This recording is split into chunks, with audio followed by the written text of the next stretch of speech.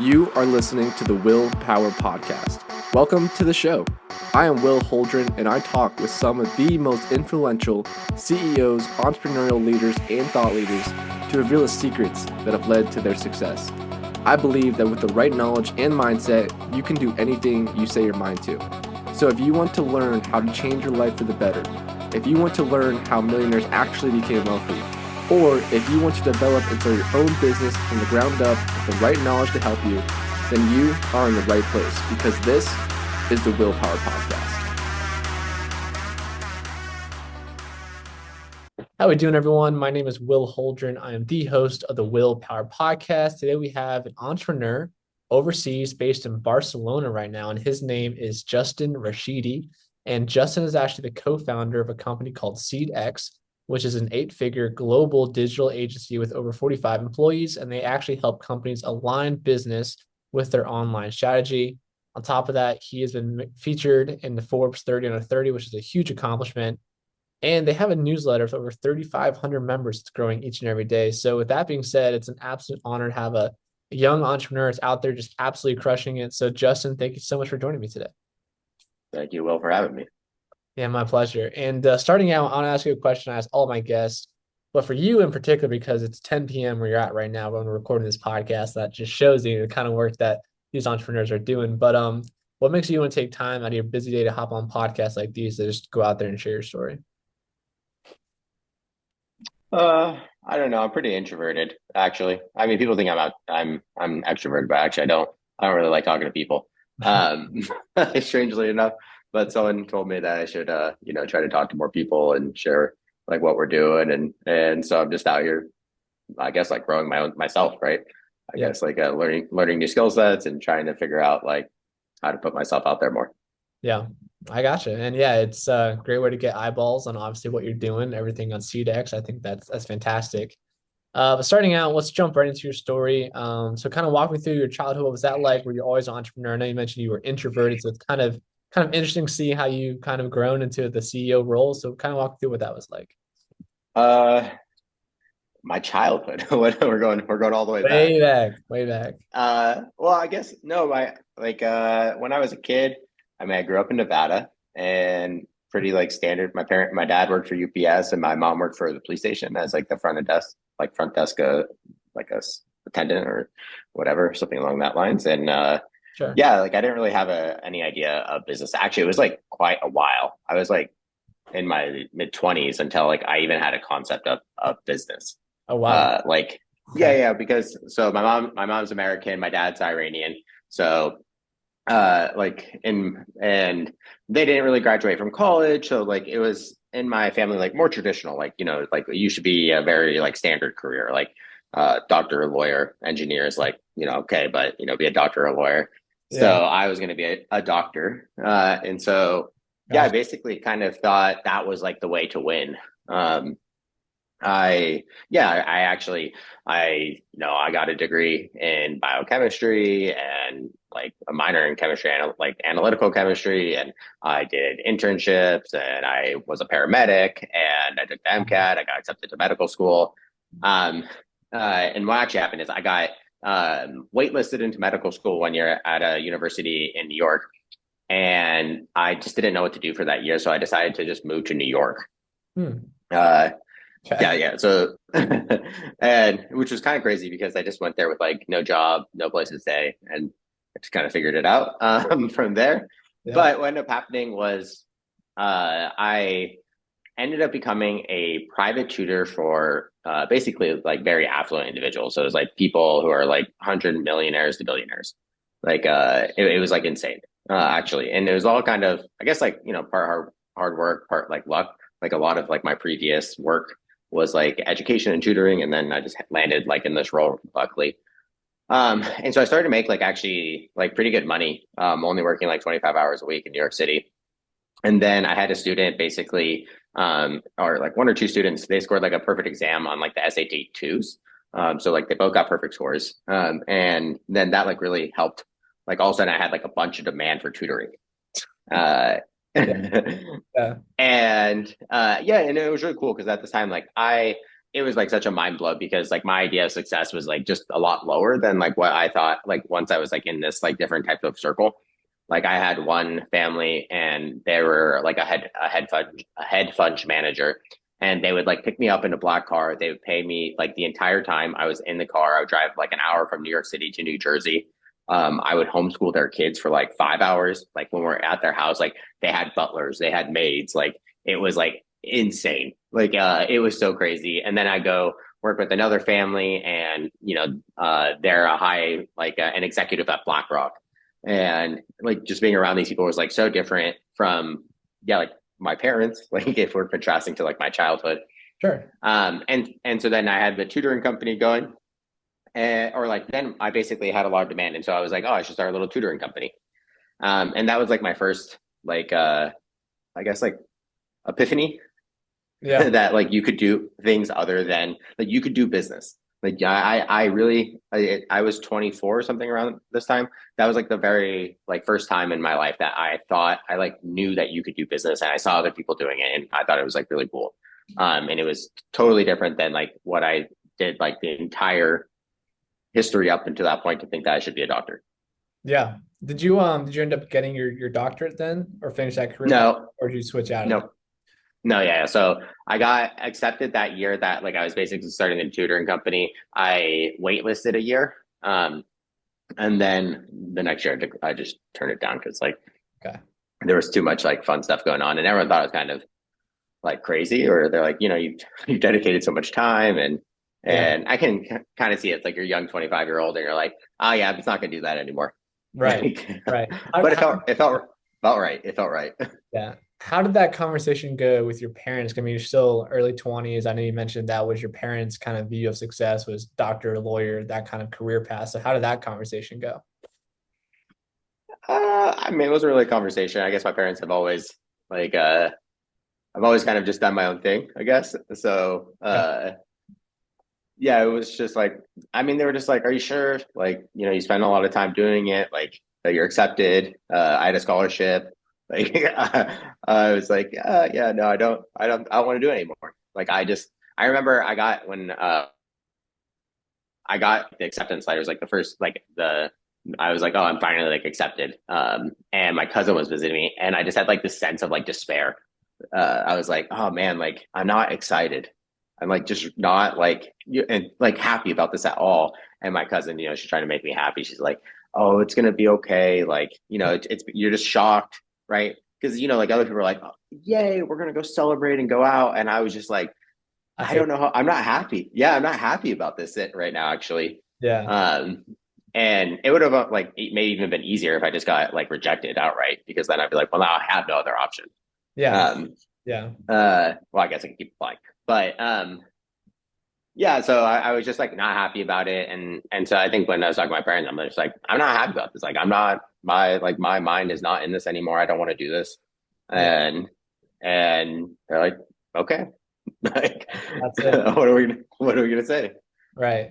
Well, I'm a firm believer that things tend to happen for a reason, in different events in life. And it's cool to see that although you didn't really want to go through with it, you still went there. But that's what really opened your eyes up to what's possible with success and what's business. And you mentioned that your viewpoint really changed on what success is for you before that, before you started mentoring people, and then after you started mentoring people and seeing what's the possibilities that are out there. And so just going off of that, I mean, what is your current view of success now? And how has that changed from when you were, pre-mentoring people? Yeah, I mean, I think I've like kind of scaled up the ladder a little bit where I think originally like I mean when you're really young, like I remember it's so funny, like my first job I only made like $5 an hour as like a landscaper. Yeah. And I was like pretty excited after like working a month. I made like $1,000 or something. And I was like, oh my God, Right. I'm so You're rich. I'm so Yeah. rich. Yeah. And then, and then I was like, I remember making $25 like an hour, and I was so excited by this too. I was like, oh, I'm making $25 an hour. I just take her for 4 hours, make $100. It's so cool. And then when I went to tutoring, I was like, oh, I was making $150 an hour. And I was like, this is crazy. Like, it just blew my mind. And so I think like the first phase that I think a lot of people go through is just like earning money as like a success metric. And Yeah. then I went through a phase like where it's like I think because then you feel new in something, so it feels like the battle of success is establishing yourself. Hmm. Yeah. But so when you're starting a business, you're like, oh, now I want to establish myself. I want to be like competing and there and now like that we have like a more established company. I just feel like there's like a few things where I feel much closer to. I have a family. I want to be able to spend time with my family. I want to be able to spend time with my like basically my friends and family. I want to be like happy at like my work. And then I want to have like large aspirational problems and things that I want to like go after. Yeah. And money, yeah, like every year I feel like starts to become like less of the thing I am like striving for, and much more I strive for like different types of things now actually. Yeah, I think that's such a good way of putting that too. It's just the life cycle, right? And to your point, when you're younger, you want to have a lot of money. As you get older, you start having the money. Now it's your kind of priority shift where you want to have a family, you want to have kids, you want to have all these different fulfillments, and it just it changes along the way. That's definitely a cool perspective. Well, walk me through, when did you decide to start SeedX? I mean, it sounds like your mentoring business was doing really well. Probably could have franchised that and had like a bunch of mini U's going around at different campuses and doing that. But why when did you go over to SeedX and start that? Uh, yeah, it's all so silly. I actually always think that I wish I kept the company. Really? Because oh yeah, because I was just I don't know, maybe I was just like high going like woo like like pumped on the next thing, the next thing, the next thing. Yeah. So basically what happened was we had like a small offer to buy out like the clients. Like I wasn't sure if I really wanted to do it. At this point, like I had like basically the things that I was good at was like basically generating leads and knowing how to hire tutors. Uh, Yeah. and that was basically like the entire business, which was like lead generation straight to like fulfillment, like with other people. Yeah. Um, and now that I've run this company, I realize like, oh wow, that was just like such an easy company. I was already in with like a really niche group. Uh, and I always think, oh, I shouldn't have sold that. It was so stupid. But I wanted to, so we just kind of got rid of it. And then, it was just, I decided to go live in Spain, for a little bit. I moved back to the United States and I moved back here again. So that's a whole Okay. story. And I was just freelancing actually. So I always tell people I didn't actually try to start SeedX. I actually ignored it for like a really long time. Hmm. Uh, yeah, yeah. It was like not mastermind at all. It was basically what I did was, um, because it's owned by me and my wife. And so we were just like, we weren't married yet. And so we were just freelancing, basically, like doing these things that like made the tutoring company successful for other people. Yeah. And we both thought we're just doing this till we figure out the next thing. Right. Like this is just helping us make money. But then we're like, well, if we're like not freelancers, if we're like this, like a slightly like higher level, then we could charge more. And so then we were like a boutique agency, and then we like rebranded to like SeedX like later actually. And we had like 4 or 5 people working with us at that time, like a few years in, and we still did not think it was like our full time thing that we were like, oh, this is what we're focused on. Well, But it kept growing. Yeah, yeah. yeah. It kept growing because like even though we're like not maybe like saying we're focused on it or whatever, like I still don't like to take people's money unless we're going to deliver like really good results. And so if you deliver really good results, then you keep getting business.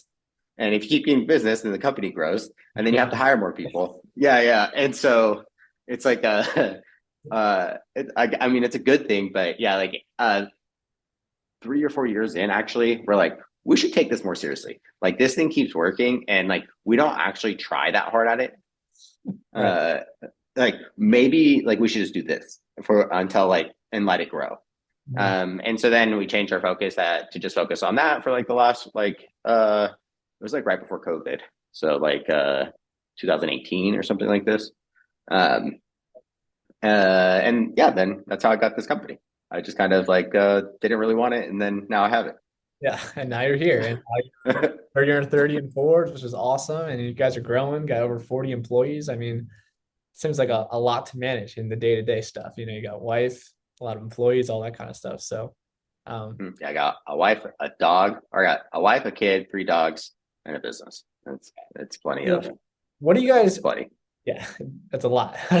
What are you guys technically doing for at SeedX for all these companies that you guys are working with? I mean, is it really just digital marketing, helping these other companies find their voice online, or what is the end product that you deliver to these guys? No, that's like a very simplistic version of like I think people who might not understand what we do. We are, in my opinion, actually like closer to a business development company.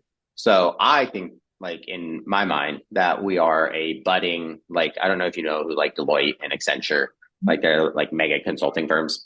Yep. We're actually like closer to a competitor to them, actually. So they are like only searching like the top 1,000 companies in the world, right? These mega contracts. And we have been growing upstream every year, and we offer like basically a similar product where we're coming into a business and we're helping to basically be a partner to this organization to help solve like core business problems. Okay. And then we generally like help solve those core business problems in marketing, sales, and then technology. Got And it. so, depending, a lot of people think that they have, and the reason that this kind of developed is a lot of people think they have a marketing problem, but you have a business problem. And so, if you cannot actually solve the business problem, like no amount of marketing is going to help, right? If you have like these process issues, like nothing's going to help you. And so, when we first started out, I think we were just kind of being more surface level. But then, as we were like, okay, if like we really want to help this person, we have to help solve like these underlying core business issues. Um, and that was a really great move for us because that we have like a really high retention. Like, so we have not churned a client like this entire year. We might not churn a client like 18 months. Um, Awesome. yeah. And those are like our core like success metrics is like client retention, client expansion, and these things. And it's because if you partner at like a very deep level with these organizations, I don't know if this is helpful to say all this information, but Yeah. yeah, if you partner at like a very deep level where you're viewed as a trusted partner, people will bring you all sorts of problems. And that's like the type of like that's how I view like success for like our account teams. It's like I want them to feel that they should bring you that weird legal problem Hmm. because they think that you're the type of person who just solves all the problems for them. Right. Uh, and that's like the best place to exist because then you become somewhat indispensable, like you're a core team member, like a core thought partner to this organization. Yeah. And so I don't know if that makes sense. Like we actually like partner in all sorts of different ways, but the fundamental belief of like what we're delivering is actually like more comprehensive business development. Yeah, and you guys sounds like you guys are acting in really a quarterback role in helping them manage problems all across their company and coming up with creative solutions. Yeah, we're more like a lineman, maybe. Like Yeah. we're like the left side tackle or whatever.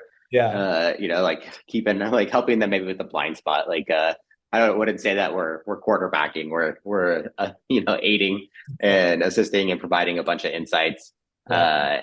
But we let the companies be the quarterback. I like that you're the left tackle for the company. But Yeah, we're like the really maybe like we're very valued, but like we're in the background. People don't think about you that much. yeah. Uh, that that's what we are. So a lot of entrepreneurs they want to start a company, but they want to provide some type of solution, but they don't feel like they're like the expert in that field yet.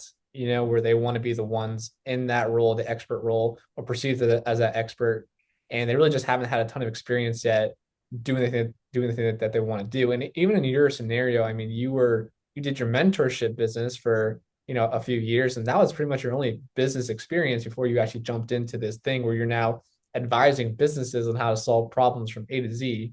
So how did that go initially for you? And did you have any thoughts like, oh, I honestly don't know everything because I haven't done this before. Like it's all kind of new for me too. So how did you kind of overcome those fears and get more comfortable there? Uh, yeah, I think people like try to rush the process. Like, I think people look at us now and like that, like we are like serving, like it's really funny. Some people think we're large and some people think we're small, depending on like the type of organization that we're working with. Okay. But from our perspective, yeah, we always like served the person that we knew, and then like we served a little bit larger, and we served a little bit larger, and we served a little bit larger, and so like every year we've actually moved up market. Okay. And so to like real like, and I think this is the journey. Like people confuse like the where someone is today versus like we did not start here, right? Like the first project, I always like tell everyone about this one. It's like the first project, Jacqueline, my wife, like Jacqueline just graduated college, and so she was just like making money. And I was like, showing her, okay, you make websites like this, you can do this thing, you can do this thing. And Jacqueline had like I can't remember, some type of healing person, and they had to like meditate before they could talk about the website. Wow. Like, yeah. Like, so she would like, this was in New York City, and she would go to her apartment, and they would like meditate or do some type of healing energy alignment thing, Yeah. uh, before they would start doing the website. And this is like so long ago, we would never do anything like this now. And the size of this project was like a few $100 or something like this. Like, but it was a lot of money to Jackman at the time. Yeah. And so, yeah, when you're serving that person, you're like, well, this person has no idea how to use the internet, True. right? Like, Yeah, you come yeah, in. we're trying to get like a Wix website or like something so simple up, right? Like they just want like basic technical support. And then you start to learn more skill sets because I think, and this is how like we really did it is like I had core skill sets, like with lead generation, these different things that I learned like through the tutoring company. But at every step of the way, we learn more about like that next target market and moving up things. And then it wasn't like actually what's really interesting is we actually had a lot of opportunities when we were younger where like these big companies would come talk to us and we just botched these deals. Like there was just like we did not know the lingo or like the sales processes that we needed to like basically maneuver, right? And we just totally missed these opportunities because we were not skilled enough to execute at that level yet.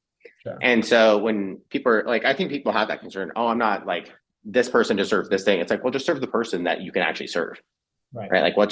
What's wrong with like serving the yogi who you have to meditate with to start if like in 5 years it's going to help you get to the like where you want to go. Yeah, exactly. Because they still perceive you as an expert, at that point, instead of jumping into the billion-dollar company right away and trying to help them out with things. Yeah, like I like to fake it until you make it a little bit, but there's like a limit to that, which is like you can fake it till you make it, like maybe with the person that you're slightly more skilled above, right? But like if you start to get into like now, you're in the minor, you're gonna go play in the major leagues, like you're gonna get ripped apart, right? Like you're definitely going to fail every single time. It's like start somewhere, get some wins, build up the W's, and then like you compound those. Yeah. Yeah. And that's why like I actually think this company, I always tell people like I think the company worked because that whole time where like we were just kind of working with like lower end clients, we didn't think it was anything. And so like the time just kind of passed and we were just kind of slowly developing Yeah. and improving. And so I actually think quite about this. I didn't have like that anxiety that I think a lot of people have when they're starting, which is like, I'm small. Like, how am I going to like, how do I go from here to here? Yeah. Right. It was because we ignored it for so long, like that phase, we didn't like think much of it. Hmm. Um, and I think about this now, like when I start new stuff, like it's good to be at that phase. It's good to be like small, right? And to like serve like that next like tiny person above you that you can help serve. And then you can compound that up. I think when you talk to like a lot of young entrepreneurs, they think that they shouldn't start there because how will it compound here? And that's like, you don't see how like the compounding works. Yeah. And if you do, yeah, like whether you're starting a podcast or whatever, right? Like if you do it for a long enough time and you keep improving, like it does compound. It's crazy. Yeah. And you can't skip the business cycle, right? So you just got to go through those steps and you'll experience some growth over time, obviously, if you're doing things the right kind of way. Obviously If you you're guys, trying to improve. yeah, trying to improve. Yeah.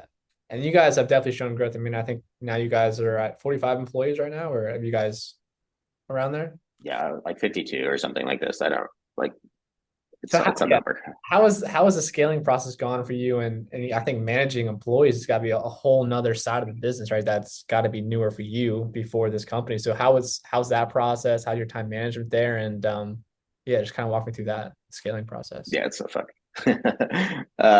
It's so funny. Someone told me new levels, new devils.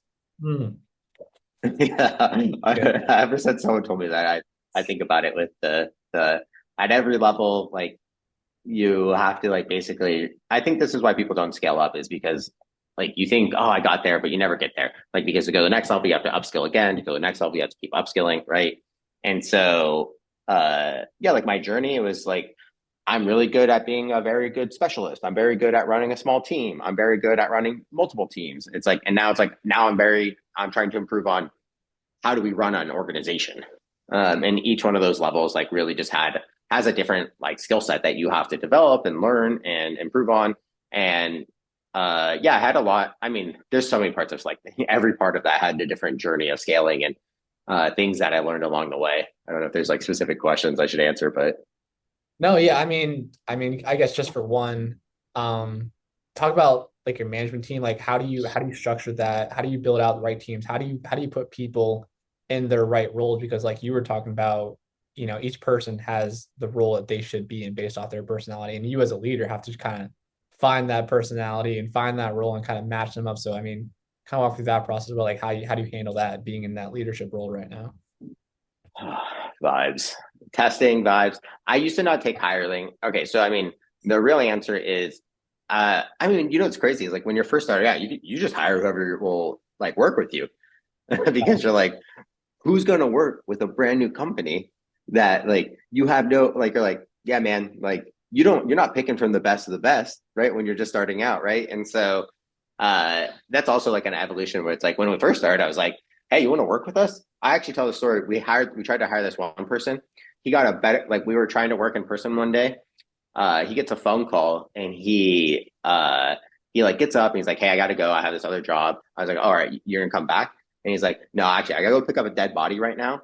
And I don't know if this job's a good fit for me. And he had another job at the morgue where like they would call him on call and they would go pick up like he would go pick up the dead bodies and like move them around or whatever. And Yeah, I was like, that's crazy. I was like, our job sucks so much that he would rather go pick up dead bodies than work with us. And that is crazy. Yeah, and yeah. So it's like, who's working with you when you're starting? It's like, yeah, it's difficult. Like being small is horrible. Like because it's like you have no money. Like you have to convince like really hard for people to work with you. You have to really make them feel like they're growing, or you really have to work to grow them so they feel like they're getting a ton of value, right? yeah, So when we first were hiring, it's like, yeah, we're hiring people with like almost no skills and we're basically upskilling them. yeah. And then we started to be like, okay, now we can kind of hire like a little bit better, and now you can hire a little bit better. Okay. And so I think there's like one aspect that's like, well, again, from like a scaling aspect, man, it's way different to hire like again, like when you're starting day one versus like where we are now. Like, now Yeah, run hiring process and testing and all different things to get people into the right roles. sure. And it's Yeah, just a lot different than uh yeah, like now like from our perspective where we are now, it's like, yeah, like we like what's the team, what skill sets, are they a cultural fit, like do we think that like they are like excellent as a human, like communication and these different things. Those are all like the factors that we take into account like when trying to fit someone into a role. yeah, Vibes, we yeah. go off a lot of vibes. I like it. I like it. Just keep it simple. Keep it simple.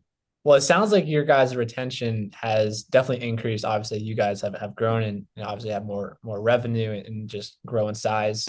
How is your what are some of your retention strategies that you're doing to just keep these people here longer? I mean, is it really boiled down to just putting more time into them and just developing them as people, or is it like profit sharing plans? I don't know if you've gotten any of that kind of stuff, or just what are some of the retention strategies you guys are putting in place? From an employee, yeah, like an employee retention. Yeah.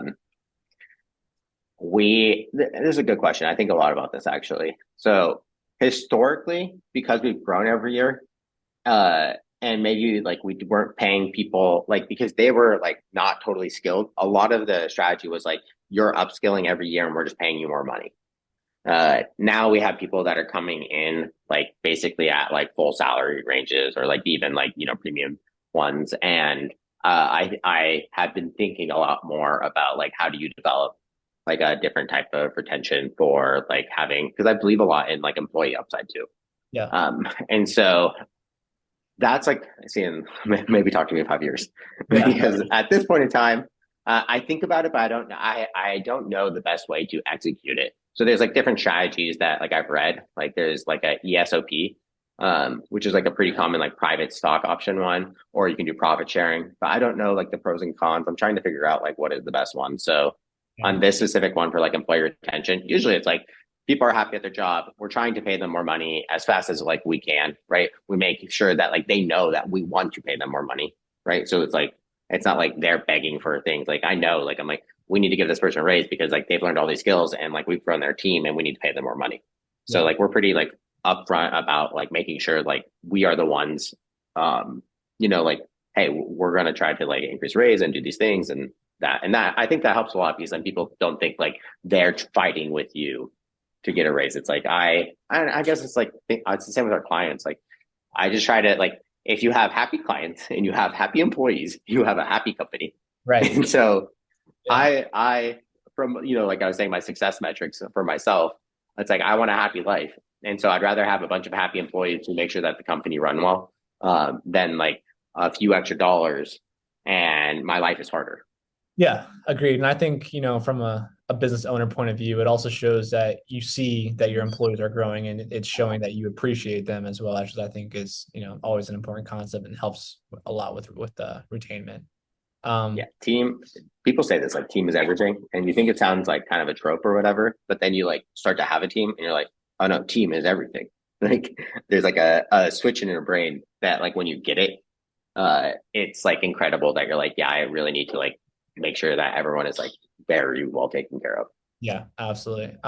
Before we're on to touch, a couple more questions for you, but as you guys keep growing, I mean, what are you guys also doing for company culture? I mean, do you guys do any specific trips, or what do you guys do to help company culture? I think it's tough for new businesses to kind of grow that and make everyone feel like they are part of a team, So do you have any strategies there you guys are using? Uh, so I'm like a pretty value.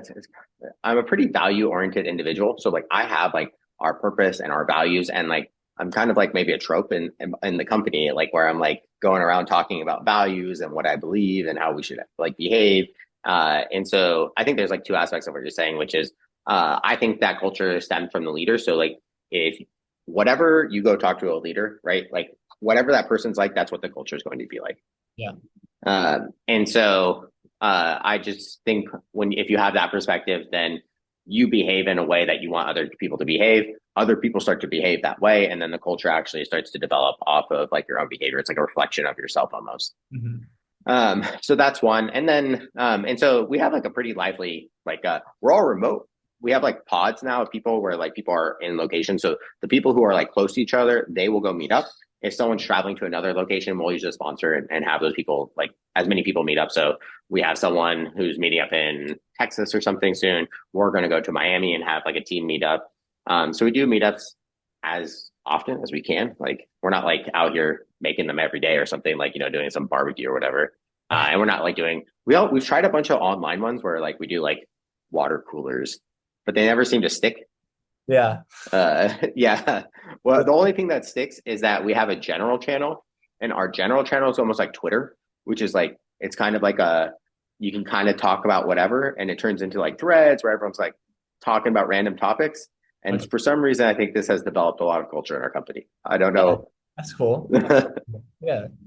Because they get to express about different things, and different topics, and that's outside of business. So I think that's, yeah. Oh yeah, random. Like we're at the point where like we never had like HR violations, but I'm kind of HR, so like Right. You are the HR. Yeah. Yeah. so sometimes when topics emerge, I'm always like, is this good or bad? I don't know. Like like Right. is this an appropriate one or an inappropriate one? Like it's not like we're abusing someone, but like the topics sometimes range quite a bit on like what's trending and these different things. And we're in marketing, so we're talking about marketing topics, and sometimes marketing topics are kind of controversial.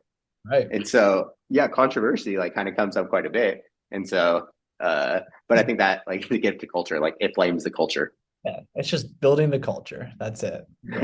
Yeah. Yeah. That's what I Um, write it off as. yeah. What are your guys' company values? I know you mentioned that was a big part of it. What are your guys' values? Yeah, so like the first one, integrity. Okay. And like yeah, I think I like to go to purpose first. So like I always talk about our purpose, which is like our purpose is to deliver value to people, whether it's like in products or services that we're offering people. Uh and then the second one is to make profit. And then I have like the third one, and I always like stress these ones. I was like never put two ahead of one. And I'm always like talking to people about this, like for don't be short sighted about like money gains over like client value or customer like satisfaction. Yeah. Because every time that we've over delivered. We've always received reward back.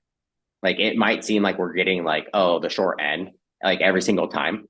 And of course you have to run a business, so you can't do this like, kill yourself or something. But that purpose like is like super essential for like how I want to like how I think about us operating, which is I was like, we are always customer centric in this way. We are never like monetary focused, and then we never will put money in front of this unless like we really have to like. There's just no way we can operate at this level. Yeah. Um, then integrity, yeah, integrity is like number one. Oh, now you're really grilling me. I feel like I have to pull them up. But we actually pop quizzing you here. So yeah. The purpose always comes up first. Integrity, yeah, people over pedigree. Yeah, I don't know if I should go through all of our values here, but some yeah, I of have them, like people over pedigree, which is like we believe that. I think this stems from like us hiring people and like finding like really great hidden talent, which is like, and I think like when you're asking about your hiring question, I was like, I think that if you have like, oh, I'm trying to find like the diamond in the rough, which is like, who is the person that's actually incredible that is being misplaced in the market? yeah. This is like an amazing human to find. Like if you can find the people where it's like you actually can tell that they're amazing before like anyone else can tell that you're amazing. It's like finding a band like that's going to be famous before they're famous. Yeah. So that one, people over pedigree, is two, seeking perfection. So like really aiming like high. And then we have very high standards. And I think the thing that most irritates like the team about us is I'm like every year we grow. And so the expectation is every year the standards grow. Hmm. Yeah. And so this idea of like seeking perfection is like this ever growing thing where it's like you're never going to reach it and we're always going to raise the standard. Yeah. Just always getting better. And yeah. And I think that frustrates people because like everyone just wants to take that deep breath, right? Like, and I think people in the entrepreneurship space too, right? It's like, oh, I want to take that deep breath and relax because like I'm there. But I'm like, you're not there. We're going to level up again. And then we're going on the next journey. Yeah. Right. And everyone's like, oh, right. But then they're happy that they get there. So that's a big one. Extreme ownership. I think everyone talks about these ones, extreme ownership. But yeah, really. And I think this gets back into I want our employees acting like owners, which is why I believe a lot in like how do we compensate people in a way that they believe that they can have strong ownership in our organization. Yep. So that's one. And then the last one, well, I have a few. Yeah, embrace difficult conversations. So I'm a very strong believer in like direct, honest feedback without blame or judgment. I had a teacher tell me that once, which is like you should always give like feedback without blame or judgment. And that one always stuck in my mind. And so I believe a lot in just basically very straight conversations. I think it cuts through like all the like BS, all the stuff that happened, and allows people to uh flourish. Yeah. Yeah, and then the last one I drive a lot on. I don't know. It's weird. This is you're the only person I've ever asked. Is like I believe a lot in servant leadership. Have you ever heard of this before? Yeah. I think that's good. Yeah. So servant leadership for anyone that doesn't know is basically this idea that you shouldn't need to serve the leaders. The leader should serve you, right? And so this gets back into like the leader should be trying to upskill you. The leader should be removing roadblocks. Like the leader should be trying to improve things for like your life. And if everyone acts that way, like all the way down, then like everyone in the organization feels supported, and the organization generally, I think, runs better. Yeah.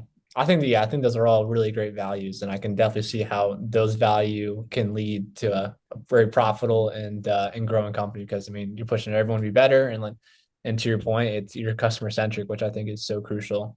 So one of my last two questions here is everything you've done so far, looking ahead, I mean, where do you expect to see yourself in the next 5 to 10 years? Probably more kids. Yeah. So, more kids. I'm hoping to have 3 or 4 kids. So we'll see. That more kids, 5 years, maybe 3 more kids in 5 years. It's pushing it. Maybe 5 or 6 years. Okay. I don't know. I have like audacious goals that I would like to grow companies or move our company in a way that continues to allow us to like leverage and increase the value of our company in these things. But like I was saying, like I don't really have like that's not really what's driving me anymore. Yeah. And so yeah, like where I see myself, I hope I just like am happier. Like I would like to continue to be now it's like therapy. I want to be I work a lot on my health now, so I want to be healthier. I Good. want to have like more time with my friends and my family, and I want to like put in place good things in our organization so it can continue to grow and thrive like based off of like values and culture and structure and these things that we're talking about. Uh, that would be like hopefully where I can be in like 5 years. Sure. That's awesome. And the last question then is for anyone listening, if they want to reach out to you or your company, what is the best way for them to find you guys? Yeah, you can email me at justin@seedx.us, or you can, I'm a silent watcher on Twitter. You can send me a, a DM on Twitter or LinkedIn. There you go. Yeah, those are, I mean, usually LinkedIn or Twitter is the best way. Okay. But if people email me, I answer pretty quickly normally too. I like it. All right, guys, there you have it. Go reach out to them. That being said, Justin, thank you so much for joining me today. Yeah, thank you for having me.